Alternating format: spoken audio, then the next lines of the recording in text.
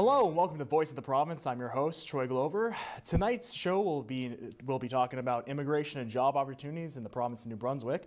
Today on the show I have Krista Ross, member of the Fredericton Chamber of Commerce, Robert Burroughs, who is a member of the New Brunswick Student Alliance, and Karla Pooley, who is from Spurs.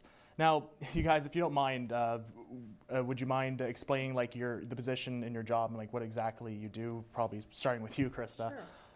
I'm CEO of the Fredericton Chamber of Commerce, and we're a business association that has nearly 1,000 members.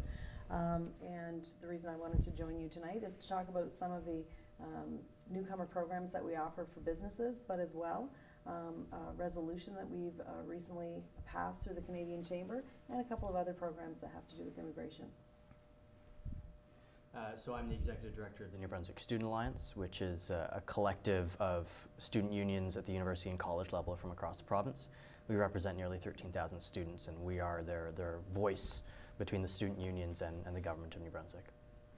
And I'm the head of talent of Spurs Consulting here in Fredericton, and I use a lot of immigration programs to bring in highly skilled IT workers to work on our projects. All right. Now let's start off with the big question. Why is it important for the survivability of business in New Brunswick to encourage and facilitate immigration? Well, the biggest reason is that our population is aging here in New Brunswick, and we really need to bring new people to enhance the population. So one of the best ways to do that is through immigration, whether that be newcomers who are interested in finding a job here, in starting a job here, or in going to school here. Now, New Brunswick is home to a few post-secondary institutions that house many foreign students. Are we doing enough to keep talented and well-educated students here in our society? Well, maybe I can speak to that a little bit. Recently, the Fredericton Chamber of Commerce, we got a lot of support from the New Brunswick Student Alliance in writing a policy resolution about attracting and retaining international students through Canadian work experience. One of the best ways that we can keep talented newcomers in our province and in our country after they finish post-secondary education is to make sure that they have a job here. So we wrote a policy resolution that was actually just passed this past weekend by the Canadian Chamber of Commerce, which means it's going to be part of their advocacy platform going forward. Maybe Rob, you'd like to speak to some of the points in it that were particularly of relevance to the students. Yeah, so one of the recommendations that the resolution started off with was to extend eligibility for the Canada Summer Jobs Grant to international students. So that's the federally funded summer jobs program. Currently, the provincial summer jobs program, so the SEED program, international students can access and are eligible and have been hired under that program. Unfortunately, under the federal program, the laws are a bit different, and as a result, they can't. And so one of the things that the Chamber has been pretty adamant about is opening those jobs up to international students so that they can start counting that work experience. Now, in your guys' opinion, what would you say, why would you say diversity might be important in both the cultural and professional aspects of society? Well, I just think it's important. I mean, people from other cultures certainly enhance the fabric of our community, but they bring different skills, they bring different backgrounds, and you know, New Brunswick wants to be a great export province. How better to be ready to do exporting than to have people from other cultures, other countries that can bring those backgrounds to us and bring an international flavor to our communities. So from an employment point of view, we have international clients. Formerly I used to work at McCain, which is also an international company. And international companies need international workforces. So whether it's cross-cultural communication, whether it's having a different mindset, it always benefited us to have lots of different personalities and cultures to help the business succeed. Now, when it comes to education or running a business, what hurdles do new immigrants face versus those that are probably already currently in the province? Well, I would say that the biggest hurdle that a newcomer would face, whether they be a student in post-secondary or a newcomer that's here trying to start a business or looking for employment, the biggest hurdle that they face is their network. And I think, you know, there are other barriers that make it more difficult. You know, when a newcomer arrives here, they haven't got a bank account set up, they don't have, there's a lot of things that they need to establish. And when we talk about cross-cultural training and awareness, just the way that we do things differently here than in other countries. But I would suggest that that network is the most important thing. And we've actually recently signed an agreement that is going to help the students who come to the schools at least here in the Fredericton area to better their networks. And hopefully this will be an example for other communities across the country. They can perhaps take a lead from what NBSA and the Fredericton Chamber of Commerce have done. Maybe you want to tell them about some of the details of that agreement that we signed. Yeah, so I mean, just to build on what Krista was saying, when people move to different places, they're looking for certain things. Where do they bank? Where do they go eat? Where do they get their health care? These are the questions that our members ask all the time. And when they start moving towards the later years of their post-secondary experience, so when they start thinking about graduation, they're also asking the question, where do I find jobs? In other words, I've laid down my roots here, I've got an apartment here, I have friends here, I have a network here. How can I stay here? And so we wanted, the MBSA and the Fredericton Chamber wanted to take that conversation a couple of years earlier. And we said, okay, how do we get students right from the get-go involved in the Fredericton business community? Because eventually that's the hope. The hope is to get young people to stay in Fredericton, to own businesses, to work here, to stay here, to live here. And in order to do that, they need to be building that network. And so this 2-year partnership that the Chamber and our Alliance have struck will allow our members access to the networking opportunities that the Chamber puts on. So twice a month the Chamber has just a collection for all or a gathering for all the members. Any member can attend, and now through the Alliance, any post-secondary student in New Brunswick can attend those as well. Now, Krista, the Chamber has a few programs. One is the Business Immigrant Mentorship Program. Can you tell us a bit about that? Sure. We have a program that was started in 2009. It's supported by the Population Growth Secretariat of the Government of New Brunswick. And the original idea was that people who were interested in starting a business here in New Brunswick could come and be mentored by other business people who had already gone through that process. They could help them with the network of people they needed to meet, the regulatory environment, the laws, all kinds of different things that you need to know. And even if I'm opening a certain type of business, talking about where would be the best place in this community to open that. Would it be the north side or the south side, downtown, up the hill? It really was to help them to be integrated into our business community. So again, that started in 2009. This fall, we're launching our 18th cohort of people going through that program that's going to help them to launch a business in our community. This fall, as an example, we have over 30 training dates, so 30 different programs that these folks can go through and learn from leaders of our business community, learn from professionals, learn from accountants, bankers, lawyers, and all kinds of different people. We have people from health and safety, just a variety of different skills that they will need to have to open their business. We've assisted more than 300 people that have gone through this program, that many of whom have, in fact, ended up starting a business. And let's see, what else can I tell you? We did win an award in 2011 from Startup Canada for the best mentorship program in Canada. So we were pretty proud of that, and we're certainly excited about being able to offer this to newcomers. So that's one of the programs that we offer. The program has some one-on-one mentorships going on with it. Can you give me an example of the type of people that anyone that would be participating in the program would meet? Sure.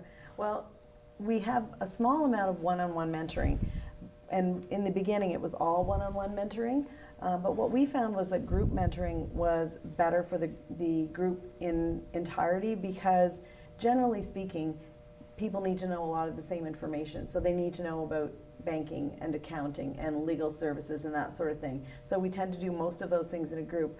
The one-on-one mentoring would be more geared towards if someone had a very specific request. If they were looking to open a certain type of agricultural business, we could match them up with someone who perhaps had some expertise in that area. So that is more of an at request and ad hoc basis. The mentoring now is done in more of a group setting. networking also takes part in the program. Could you explain why it might be important for networks to be set up when for someone that is interested in business in the province? Well, as Rob has mentioned with the students, it's the same issue.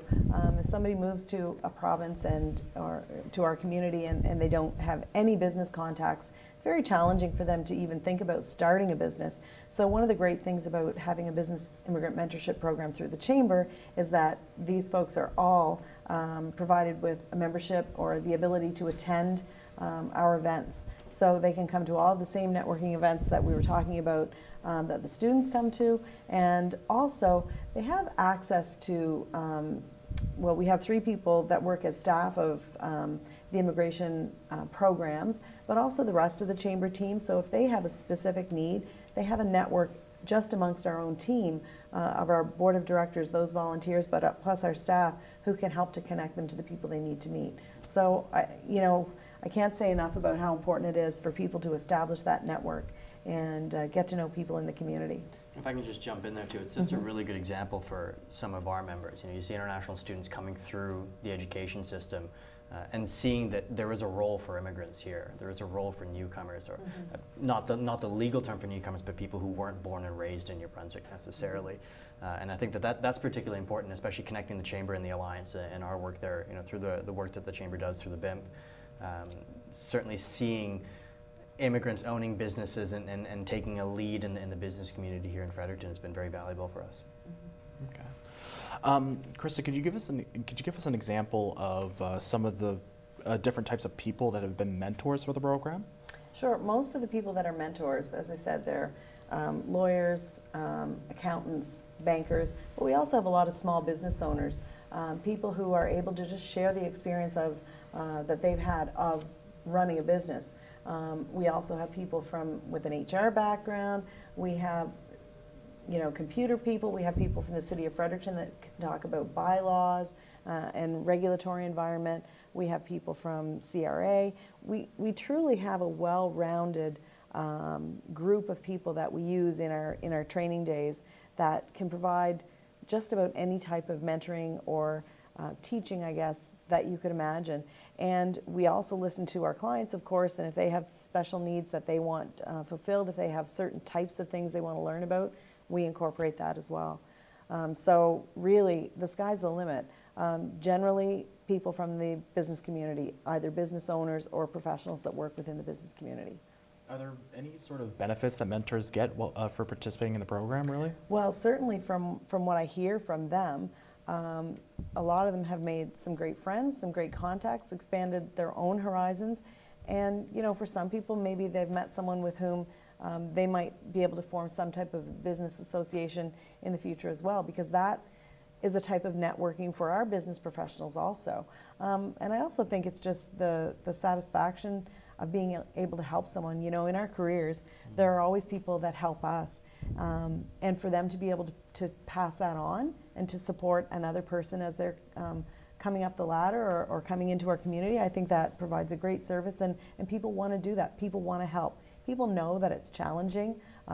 When newcomers come here, they know that it's hard, it's difficult, and they are the bravest people to leave the place that they're from and come here without a network, and people want to help them. I think Fredericton and our province are very welcoming, and whatever we can do to make people feel more welcome, I think people really want to do that. I think that's what it's about. What kind of feedback would you say that there's been from either business owners or Chamber members that are participating in either mentoring or or the networking events? I think the feedback we've been hearing is all very positive, excellent. I might pass it over to Karla. Spurs is a member of the Chamber of Commerce. They're interested in hiring newcomers and hiring people who are from here as well. But one of the things, the reason Karla and I met is talking about this very issue and talking about the fact that we see some great resumes come by both of our desks, and even if they're not someone that Karla can hire at that time, she'd like to pass those names along and help support those people in their journey of trying to find a place here in our community. And I would say that as a Chamber member, your company has benefited from that experience. Absolutely. So we've Like all companies, we struggle to find top talent. There's a war for talent, especially in the IT industry, and a lot of these newcomers coming in are top talent. They're bringing in senior level IT skills. They've worked for North American companies, and when we've hired them, they provided an immediate benefit to us. What's the feedback like from the people that participated in the program, or if there were any success stories you'd like to share? Yeah, there's lots of success stories. We've had many businesses that have started. In fact, just recently, someone who completed our program is the new owner of the UPS store here in Fredericton. And that was pretty exciting. And I think what was also exciting for he and his family were the fact that when he had his grand opening and his ribbon cutting, it wasn't just his own family and the few people that he had met. He had a big crowd there from the Fredericton Chamber of Commerce. He had all kinds, the mayor came. He was really proud that he has become a part of this community and that he was starting a business here and that the whole community came out to support him, and he got great media coverage. You know, it was really exciting to see someone who just a few short months ago was not known in this community, and now they're running a business and they're being supported by the community, and the community came out to welcome them. So I think that's just a great thing. The program itself has expanded to other cities in New Brunswick. Mm-hmm. Could you tell us more information on that, and if possible, any information about future expansions to other areas of the province? Sure. Well, the BIMP program, the Business Immigrant Mentorship Program, has been expanded to all of the major centers in the province, but it's also been expanded and adopted in other provinces in the country. It was the first of its kind. It was a pilot project in 2009, and it has been copied in numerous other provinces and used as an example of a great way to help newcomers integrate into the business community. Because of that program, in 2013 we started another program called The Hive, and that's a business incubator. Also was the first of its kind in Canada. Business incubator for newcomers. So we actually have an office space. We are located in the 5th building of the Knowledge Park, co-located with Ignite Fredericton's Planet Hatch. And the great thing about The Hive is that these newcomer business people, they're working. I'm sorry, I have to cut you off right there. We have Sure. to throw to a break. Krista, right before break, I cut you off. Would you like to continue about what you were talking about? Sure.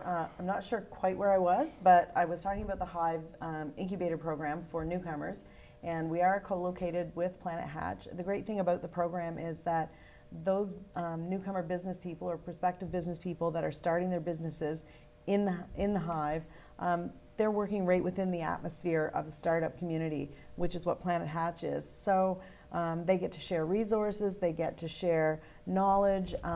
Whenever there's programs happening in Planet Hatch, they get to participate, and vice versa. We have registered 35 members. We have about a 90% success rate. So most of the people that have come to the Hive have started a business. They all have registered businesses, but most of them are actually operating a business. So it's pretty exciting.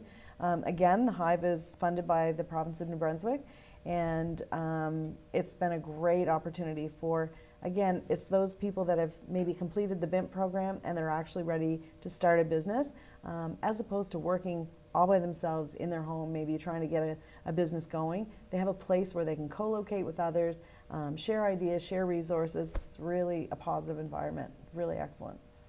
For someone that's able to qualify for the Business Immigrant Mentorship Program, how do they get information on it? Well, first of all, they can go to our website and reach out to us through that. But basically, they have to apply to be part of the fall cohort, and that would be through Janet Moser, who manages our Business Immigrant Mentorship Program. Now, earlier, well, not earlier, but like just a few seconds ago, you were talking about the Hive Incubator Program. Mm-hmm. Is there anything more you'd like to share about that program? Or? No, I think that's about it. I would like to tell you about a third program we have. Just this past fall, we launched Succession Connect, and that really answered two challenges in our community. One is that many newcomers do come wanting to start a business, but they have a challenging time coming up with the right business idea. At the same time, we have business owners that want to transition out of their business or retire. 75% of businesses in Canada are looking to, business owners in Canada are looking to retire within the next 10 years. And I believe it is, I have it written down here, about less than 50% of them, 75% want to retire, less than half have a succession plan. So most of them really don't have a family member or someone they want to pass their business on to. So what we're doing is setting up a program where newcomers can be matched with those that are interested in transferring or transitioning out of their business. So this, again, is a unique program. It's a pilot that we just launched in Fredericton. We're hoping that it will go throughout Atlantic Canada, and we've already had lots of people asking questions and looking for more information about our program from across the country. In fact, the Conference Board of Canada in its recent report suggested that this type of a model is one that should be adopted across the country. We're going to go to the lines for a second here. We have John from Moncton on line. Hello, John. Good evening, ladies and gentlemen. Good evening. How are you doing? Wonderful. Great. I got a couple, I got 2 or 3 questions I'd like to ask, as usual. All right. Number one, why don't we determine how these skilled and trained immigrants acquire those credentials and then train our own? I mean, we have people left, right, and center that would probably qualify the same if we'd done some training for them. Like, I just don't understand. Who pays for this training? Did they get it on their own, or are we giving it to them as they get here? We got Indigenous couples all over Canada, and that's a collusion course right now between all provinces in Canada with the immigrants versus the Indigenous people. So, you know, why don't we look after doing some of this training that we're saying these people are so qualified for on our own, and if they're that qualified, why don't we find out how they're getting qualified so we still could use our people? You have to look after your own family first. Taxpayers are paying the dollars, and I happen to be one of them. And there's got to be a limit to this. I'm not saying you're wrong. I think we're looking across the water when we should looking within the land of our own. Thank you very much. Do you want me to jump in? You jump in. in. Well, thanks, John. And I certainly hear what you're saying. And Chambers of Commerce from coast to coast provide services and programs for both newcomers and local people.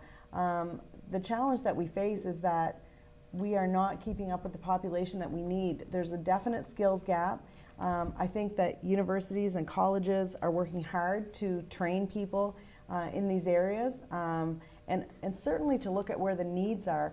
Karla has mentioned there's huge needs in the IT sector, and quite honestly, we haven't been able to keep up with the need right here at home. But absolutely, you know, we want to do whatever we can to employ people who are from here, and if that doesn't fill the positions, then certainly we're going to bring people in from other places who can fill those positions. In addition to that, of course, newcomers also pay taxes. So it's not a matter of, you know, whose taxes are paying for these things to happen. These newcomers come here, not only are they paying taxes, they pay large deposits, financial deposits. And if by chance they don't get their business started, those deposits are not refundable. They are given to the province to pay. They have to be left with the province of New Brunswick. So, you know, it's not like anybody's getting a free participation. In fact, the people that participate in our programs also pay for that participation as well. They pay fees that would help to accommodate them participating. Even though the programs are funded, yes, but there are also some fees that our participants pay to participate. All right. Anyone else have anything to add to that? Well, I was just going to say, John, I think too that the issue of you have to look after your own first. I mean, the whole idea of our immigration strategy is to welcome these people so that they are our own, that these are the same as all of us. Like Krista mentioned, they pay tax, so even the whole taxpayer versus citizen debate gets kind of thrown out the window here. I don't know that there's so much a distinction as perhaps some in the province and across the country would try and make in terms of you know, the newcomer versus the Canadian.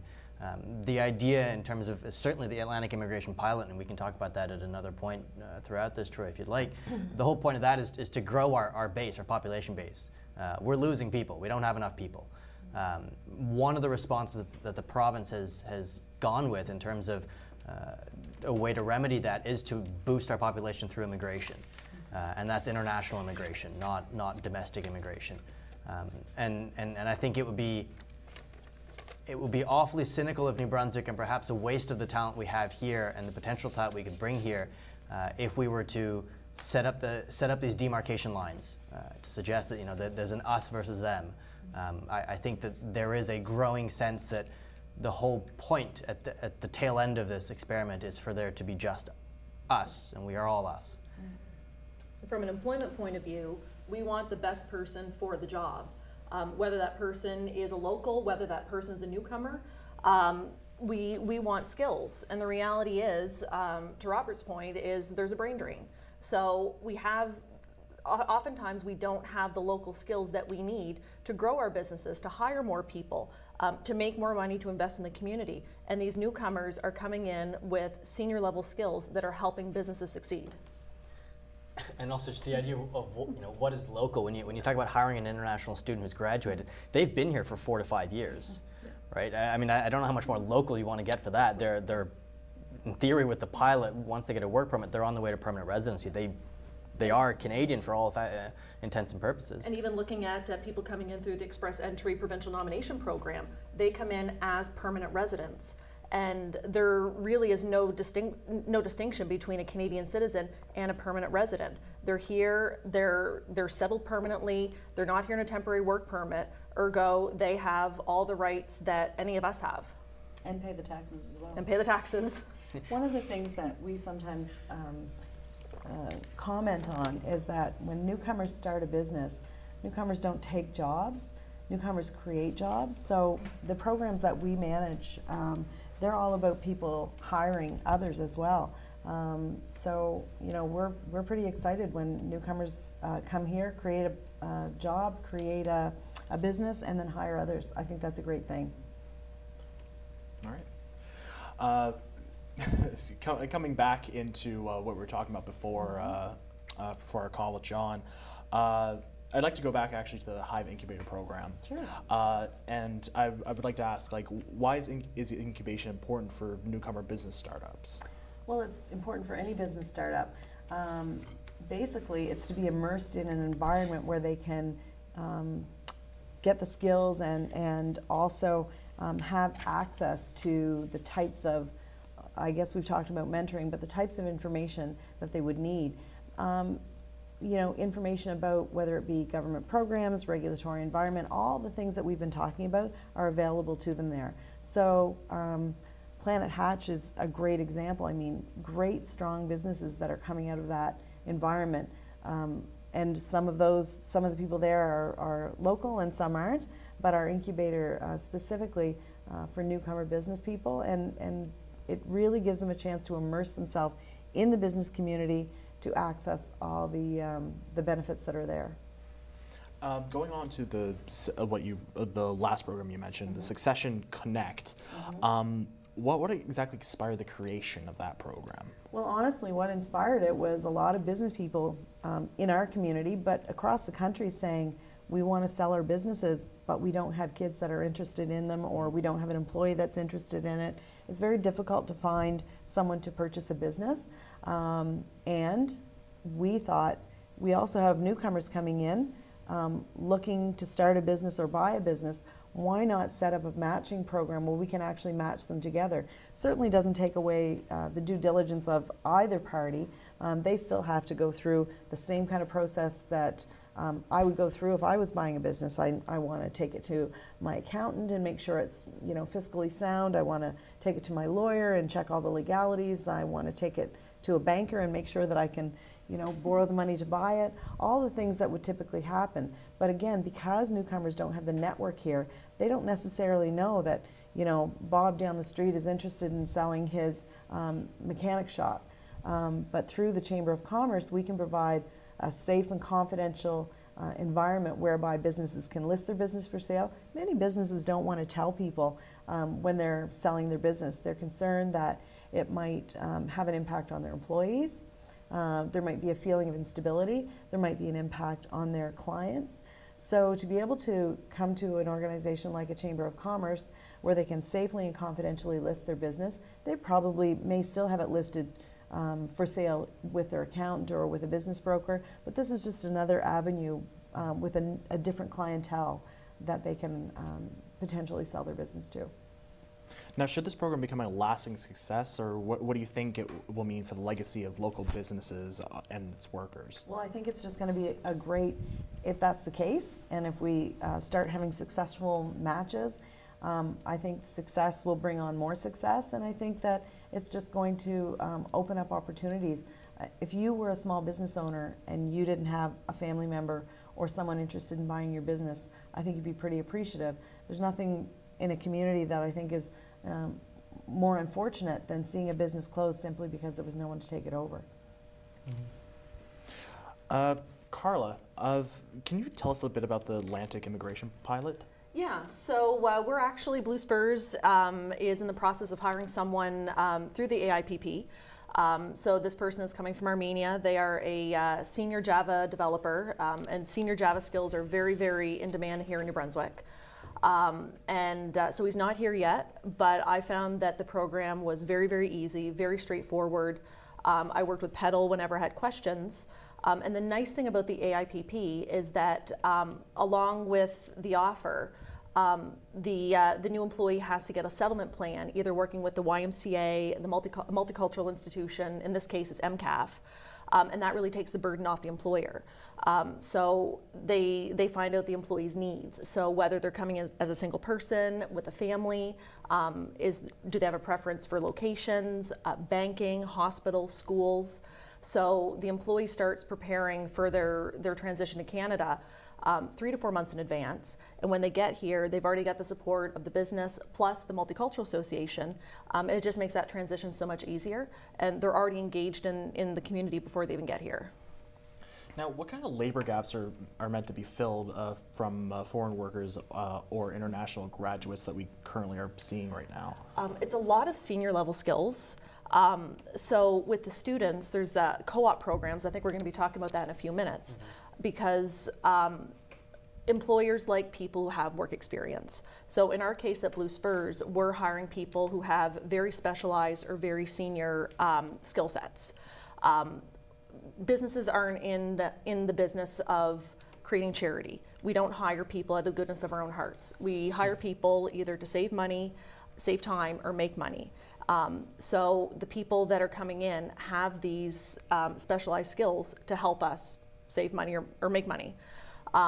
With the international students, if they're able to get work experience through co-op, that way that they're going to start developing those skills that they need to get hired on full-time after they graduate. I think it's also important that we be careful with our terminology here. So I know that foreign workers, for me, that spurred the temporary foreign worker program, which is not the same as what the Atlantic immigration pilot is trying to do. So I think that as we, as we're continuing in this conversation, especially for this province, as the pilot unfolds, and as we start hiring, or as more businesses start hiring and we start filling out that quota, that we really be careful with our language, because foreign workers does tend to have a connotation that I don't know that we're necessarily looking for in this discussion. And then just to add, with a lot of these programs, there is a wait. So if we didn't have to hire internationally, we wouldn't, because if we have someone here locally who can start the next day, who can come in for an on-site interview, from a business perspective, that makes sense. So the person has to be special or bring something special for us to wait 3 or 4 months for them to get here. Why are businesses struggling to fill some positions here in the province? Lots of different reasons. Some people have moved out west, have gone to larger centers like Toronto. In the high-tech industry, the center is Toronto. So people go to where the big jobs are, and a lot of people don't realize that a lot of these jobs actually are located here in New Brunswick. It could be new technology starting. So Blue Spurs, we're a partner with Amazon Web Services, and we're into IoT. This is bleeding edge technology that there are very few people in the country that are specialized in it. So either we have to develop it from the ground up, or we hire people who are coming here who already have those skills. Now, how can a province like New Brunswick encourage people to stay here with their skills rather than take their skills elsewhere? really? Well, that's a good question. I think that a lot of the things that organizations like Chambers of Commerce do and communities do, people live in a community not just because the job is there, but they want to have theater, they want to have a beautiful environment in which to live, they want to have good post-secondary education, they want to have good elementary education for their children, they want to have access to a physician, they want to have easy access in and out. And by the way, another show, we should talk about the fact that we really need to expand our airport, but we'll do that another time. But those are the types of things that people want to live in a community where they can access. Maybe they can live in a small town environment, but they can access some of the things that we'll also be able to get in a big city. Just this past weekend, the Canadian Chamber of Commerce held their annual conference here, and we had delegates here from coast to coast. And one of the things that many of them commented on was they couldn't believe how many great restaurants that we had in Fredericton, considering that Fredericton is not a very large city. And they were just thrilled with what Fredericton had to offer. And I think that's the type of thing. We have to create an environment that people want to live in, and we have to create a business environment that people want to do business in. People want to be engaged, and they want to be employed, and they want to be supported. So if they're able to find employment, they're able to become involved in the community, and they have the support of the community, they want to stay in the community. And it's meaningful, gainful employment too, right? For the studies that we've participated in, and also other organizations that work in the post-secondary industry have done on young people and what are their migration habits. We know that there's a threshold. There's a rough salary threshold that what will they stay in New Brunswick for, what will they not stay in New Brunswick for. If we don't pay young people enough money, forget giving them jobs to start with, right? If we don't give them enough money to begin with and treat them properly as employees, they won't stay. Why be poor in Fredericton when you could be poor in Montreal? Where again, the standard of living is significantly higher, where you've got all those restaurants, all those, the culture, the theater, everything that you need there. And this is part of the work that the Alliance does, right? It's trying to express these frustrations and these desires of our membership to the business community, to government, and saying you have to start taking young people seriously, or there will continue to be this trend of out-migration, of people not staying because they don't feel that their skills are valued here. I mean, we can have an entire show on the idea of precarious work, right? The idea of young people being underemployed and not employed full-time in terms of indeterminate jobs. That's a reality of particularly my generation. And especially here with the kinds of economies that we have of seasonal work, there has to be some sort of a movement within the labor market and labor force that would continue to attract young people to stay here, because we do have some that stay. We have quite a number that stay, actually. But there's a reason why they're staying, and part of that has to do with how they're treated in terms of individuals within a community. And the nice thing about New Brunswick is you can be a big fish in a small pond. So you don't have the massive competition that you have in Toronto or even Halifax. So you can you're able to network with people more easily. You're able to get bigger assignments because you might be the only person doing that job on a team. Mm-hmm. So you can actually, in some cases, you can grow your career even quicker if you stay in New Brunswick. Yeah. You're in a good spot too. I mean, Fredericton, St. John, if you're a university student or if you're a young professional in those cities, you're only 5-6 hours from Boston. From Quebec City, from Halifax, from St. John's, you know, there's quite a bit of a radius if you're willing to go that far from Fredericton to St. John, and from Moncton you're even closer. You get to PEI as well, and so there's lots of incentives as a young professional to be in New Brunswick, if all the other things are in place. Okay, so now we're going to go back to the phone lines for a second because we have John calling back in from Moncton. Hello, John. How are you doing? Good. I'm not trying to hog the airways. I got a couple questions after my first question. Number one, the young gentleman stated that these people aren't new. They've been here 4 or 5 years. That's fine and dandy. We've got people who've been here 25, 35, 40 years. So I don't think that's a good correlation. Number two, the lady mentioned that if a guy from the province walked in for that job tomorrow and had the qualifications, he would probably get it. Has this panel discussed with the government through their training programs what we are going to require? Because if you don't tell them, they don't know how to train or what to train these people for. We're bringing in people that are already trained. My question is, why don't we train our own for the same requisition? That's all I got to ask this trip. Thank you. Thank you, John. I think in a little bit in answer to what John's asking, certainly post-secondary education institutions are working hard to determine what the needs are, what the skills gaps are, and what is required in the workforce, because they want to train people for the right jobs. Not just universities, but we have some great community colleges here, and community colleges can be very nimble in changing their courses to reflect what the needs are in the community. So, you know, I think that, you know, the government is studying these things, and they are constantly trying to provide skills and training in the specific areas that are the most required in terms of job readiness. So, and I see other programs that help people get back to work who perhaps been out of the workforce, and trying to get them skilled up to positions in the workforce. So I think that's being done, but I think it's going to take a whole basket full of things, John. It's going to take more than training certain people who are already here. It's going to be a combination of that. Let's get the people who are here that want to work trained in skilled areas where they can be employed, and let's bring people in who have those skills that we don't have here. It's a whole combination of things. There's no one simple solution. I think it's a variety of things that will work together to create the kind of employment and the kind of economy in our province that we need to go forward. And so my Blue Spurs, we participate in a number of co-op and internship programs with UMB, with MBCC. We're taking these students in and giving them on-the-job experience, hopefully to potentially hire them after they graduate. And a couple years ago, we actually had a boot camp, and we had 10 high-potential First Nation students come in, and we taught them web development from the ground up. And anybody who completed the program had a guaranteed job offer. So businesses are still investing in local people, but there's a balance as well. So we're not training new graduates who have recently come in for these jobs.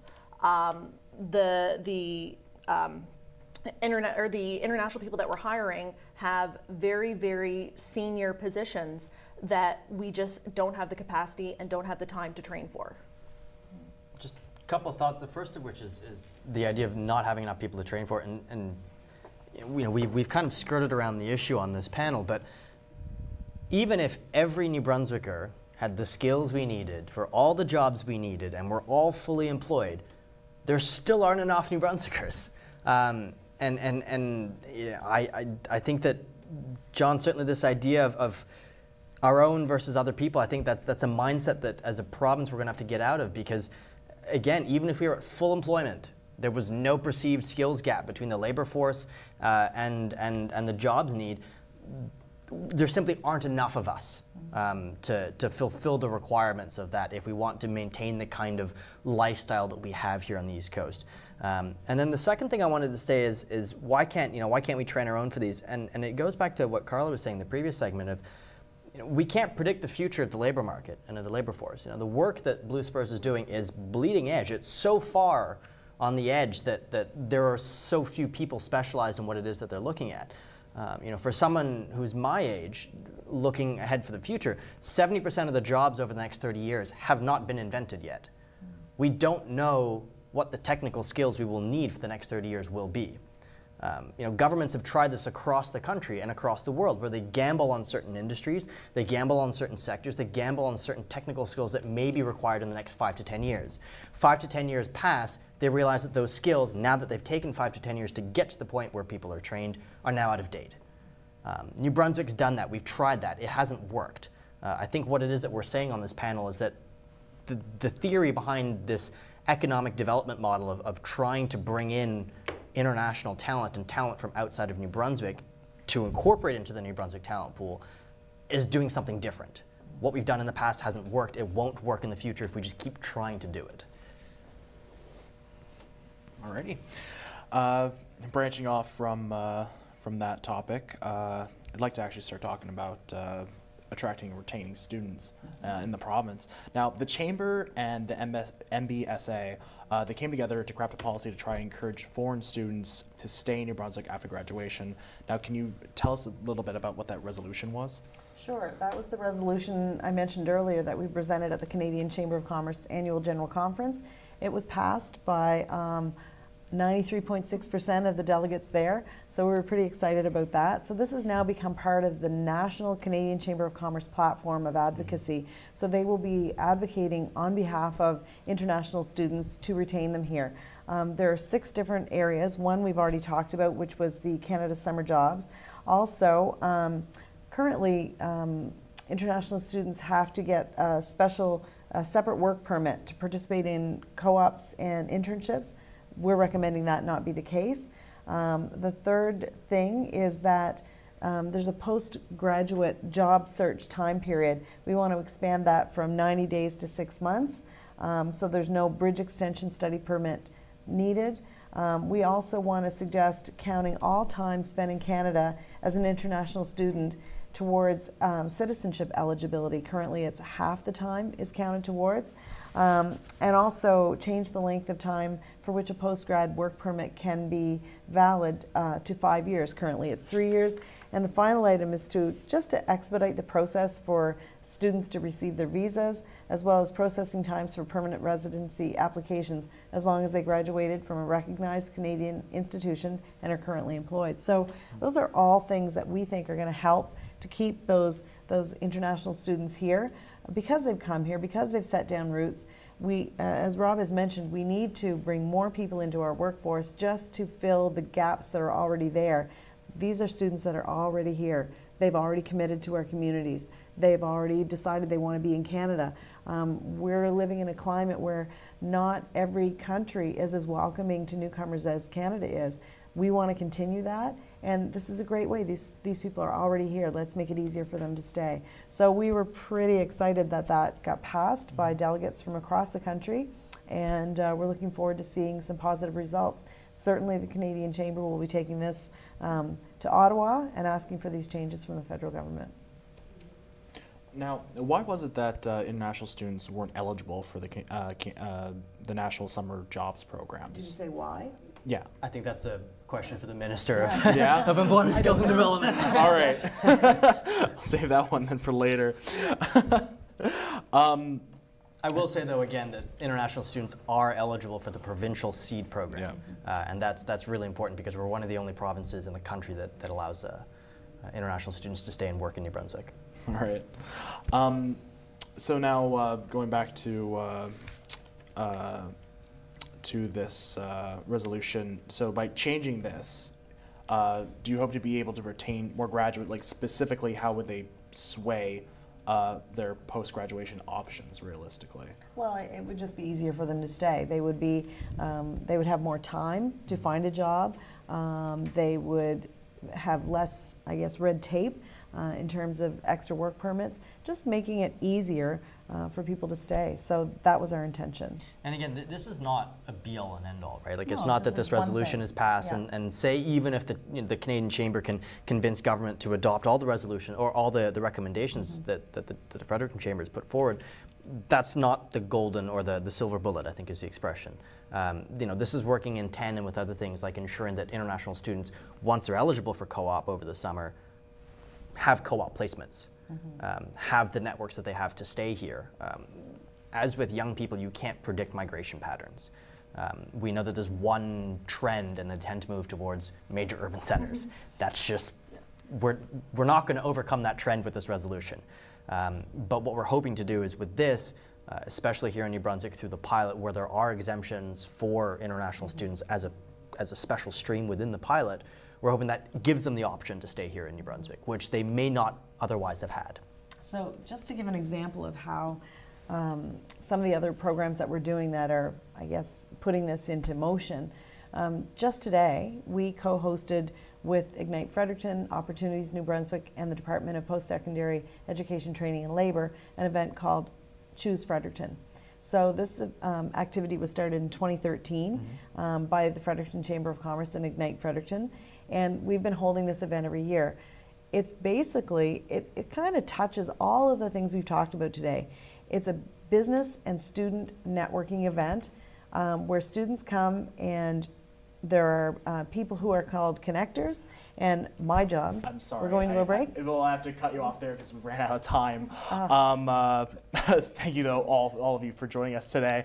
For those listening in, we had Krista Ross, member of the Fredericton Chamber of Commerce, in. We had Robert Burroughs, a member of the New Brunswick Student Alliance, and Karla Pooley, a member of Blue Spurs. The night's topic was immigration and job opportunities in New Brunswick. So this was Voice of the Province, and I'm Troy Glover, and I'd like to wish all of you a good night.